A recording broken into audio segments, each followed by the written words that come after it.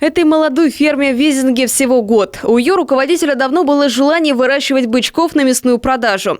Мечты, как известно, сбываются. Сейчас в хозяйстве 45 голов. Попробовали холмогорских и абердин-ангусских, но сердце покорила порода Герефорд. Получается, что эти рыжие красавцы выгоднее всех, лучше набирают в весе.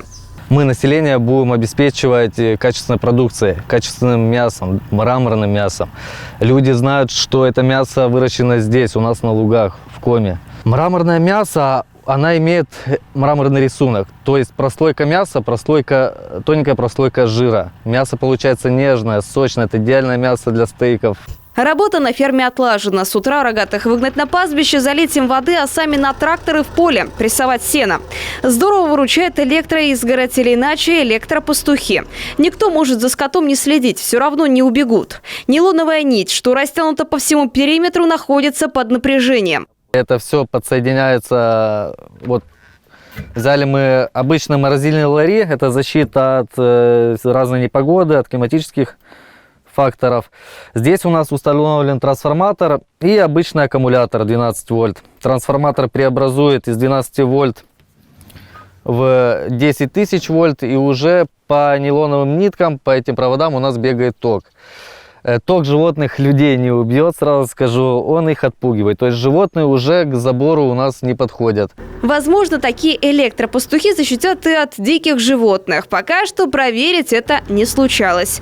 Кстати, герефордская порода выведена как мясная селекционерами Англии. Рыжие буренки набирают в весе больше 500 килограмм. Кормам неперевередливы, но даже их хозяева стараются баловать. Здесь мы замешиваем для наших животных концентрированные корма, то есть это комбикорм, либо дробленое зерно.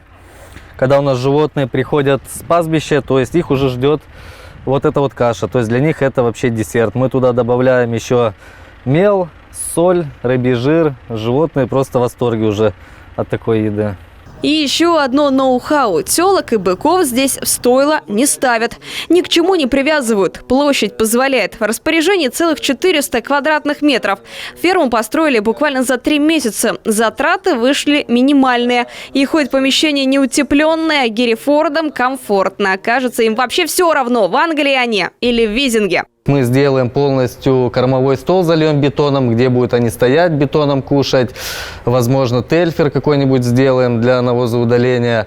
То есть сейчас до зимы мы здесь будем еще переоборудовать ее. Установим поилки с подогревом. В этом году фермеры выиграли грант «Агростартап». Получили 5 миллионов рублей.